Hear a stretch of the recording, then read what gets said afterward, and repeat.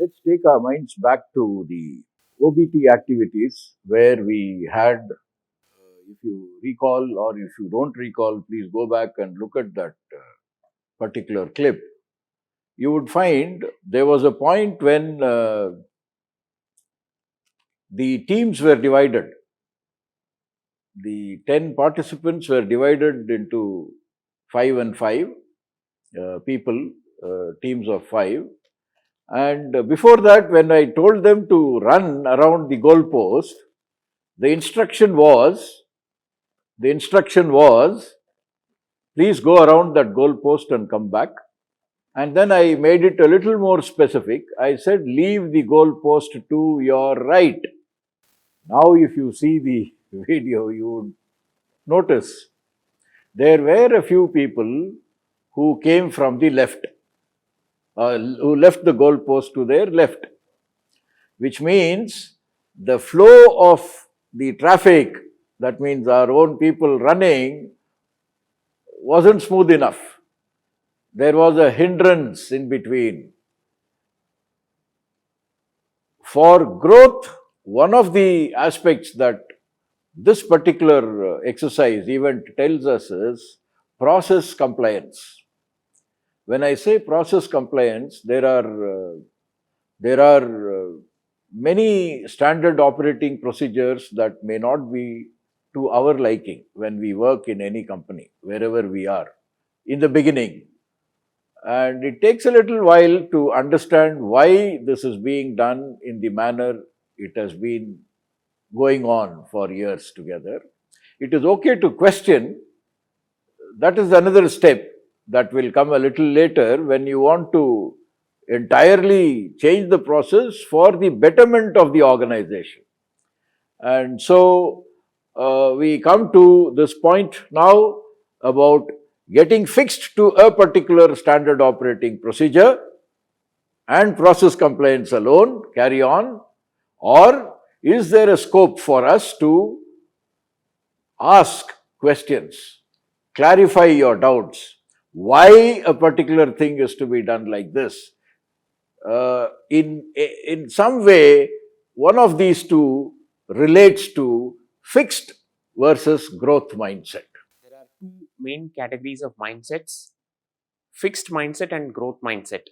Have you all not been asked or kind of forced in a soft sense to look smart always, and we want to always look intelligent and bright in front of others? So we end up not taking challenges. But has it really helped us?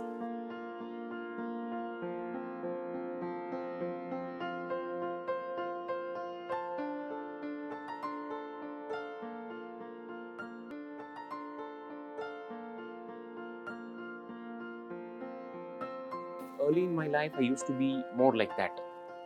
Avoid challenges, I used to give up easily, and but over a period of time, that hasn't really helped me. With a lot of mentoring, with a lot of self-reflection, I have realized that it's helpful to attempt and embrace newer challenges. We may or may not succeed, but just by giving it an opportunity or a chance, we actually end up learning a lot more than actually working only on easy tasks. It is okay to not look good in the process. We might fail, but it is helpful because it is a lot more enriching. The other notion that was driving us was wanting to be the best in everything. And that self-image that we held very hardly onto, we didn't realize the amount of damage it was causing us in the overall learning process in life. But it lasted while it lasted until it had to be broken. And life has its own beautiful ways of teaching us lessons through situations. So for me too, I had a more or less a similar path, and I never used to understand and accept criticisms. I used to attach the criticism against me as a person rather than against what I did. That there is a big subtle difference. The criticism is never against a person, but it is about what we did in a task, right? Because the identity of my output was so closely held to my self-image of myself, and that did not prove helpful at all, because naturally it went into anger, frustration, all those unhelpful emotions. And naturally the related consequence was, because you always wanted to be on top, you couldn't stand others performing better than you. You felt that you have to keep striving hard, keep topping, being the best. Now over a period of time, rather than it actually plays a big toll, takes a big toll on your mental health and also physical health.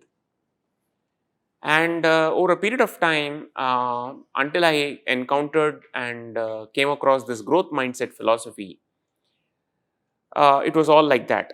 But the moment this insight stuck, with a series of experiences to self reflect, with good guidance from mentors, a complete different perspective and a more meaningful way to live emerged, which is about one's performance is not about the results. It's about what Colonel Sir rightly pointed out. It's about the process.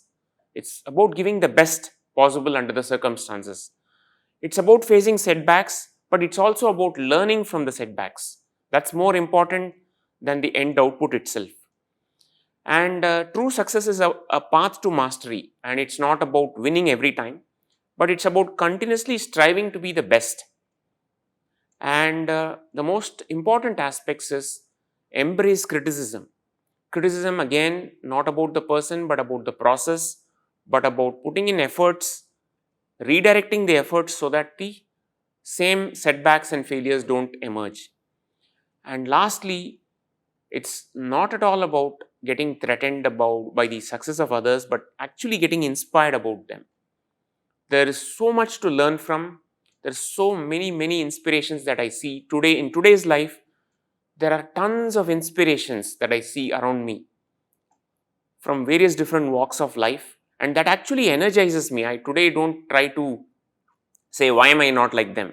Rather than I just get inspired by, hey, this is wow, this is awesome, this is great, and that actually gives in a sense of internal energy to me. And this is exactly what one derives when one adopts the path of growth mindset. Now, today, the achievement is not about the best in the world or trying to get everyone's eyes around, but it's more an internal sense of fulfillment that we are in a journey, and that's a more fulfilling journey. I started using words of power and positivity, and one day I discovered that there was something called a fixed mindset and a growth mindset. I just wanted to add a couple of points. What I found is even the vocabulary that we use. For example, if we have 10 people, one is to divide them into two teams. The other way to put it is to group them into two teams. Suddenly, there is a shift in thinking about grouping rather than dividing. Same thing used to happen among we faculty members. So the conversation used to go this way. I mean, what's your course load next semester? Right? So the moment we shifted to saying, I'm offering a course next semester, this offering, the word offering gives so much power to whatever you mentioned. The same thing is conveyed, but in a way that you tend towards a growth mindset. The other thing that I wanted to point out is, as Kartic mentioned, we are always jealous of others when they succeed in life. Rather than thinking about it a little differently in a growth mindset, where we appreciate the success of others. By appreciating the success of others, appreciate, the word appreciate has to do with increasing the value of the other person. And therefore, what happens is, when you increase the value, you also learn how this success has happened with them. And therefore, you also tend to grow. My experience with my very own fixed mindset happened when I came to IIT Madras. I was this little fish lost in a big ocean, feeling overwhelmed, totally clueless and lost. I found it very intriguing at that time that having secured a top rank and having joined one of the premier institutes in the country, I was struggling to find my way. And the interesting thing is, I realized that this feeling of overwhelm, this feeling of feeling totally clueless and out of place, and believing that everybody else is smarter than you are, is something that is even common today amongst the students. So the result was that I built a nice comfort zone around myself, and I refused to step out of it. So I was busy maintaining this image that I had of myself, a self-image that we build in our minds. And then I avoided challenges, told myself that if I couldn't do it right the first time or the first few times, then I couldn't do it at all. And over time, I convinced myself by telling myself that I was not meant for engineering and technology, or put it the other way, engineering and technology is not meant for me. I didn't know how to process feedback or ask for it in the first place, and use it to, and put it to effective use. I was totally overwhelmed by the go-getters that I saw around me, the extroverts who could speak well, express themselves well, and all the smart people around me. So I told this beautiful story to myself that my brain has reached its limits of intelligence, performance, and potential. And I called it the brain freeze moment. And I know many times Shiva asks, what is this brain freeze? And how can anybody have a brain freeze? And I tell him, yes, you can have a brain freeze. And I remember going through it. This happened for quite some time.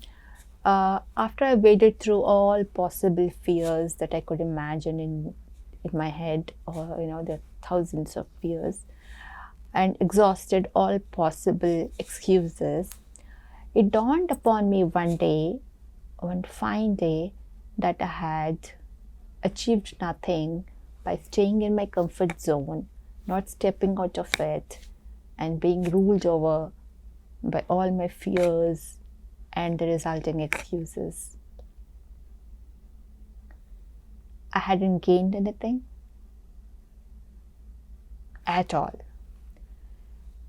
So that was the moment of truth for me, when I realized that here I was feeling miserable and unhappy and not really achieving much.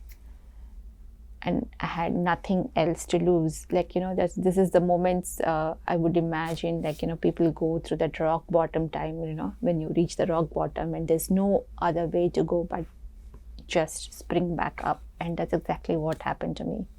And what's the worst that could happen anymore anyway?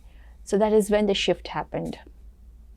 I realized that my happiness was my responsibility, and I had the power of choice. So I could continue to be miserable. I could continue to be overset by my fears and continue with my excuses, or I could choose to take that step forward and move forward.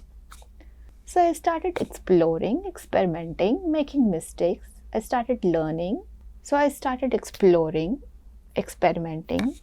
I started to learn and grow with tiny steps, perhaps at times. I learned from my mistakes. I converted stumbling blocks into tiny stepping stones. I started using words of power and positivity. And one day I discovered that there was something called a fixed mindset and a growth mindset.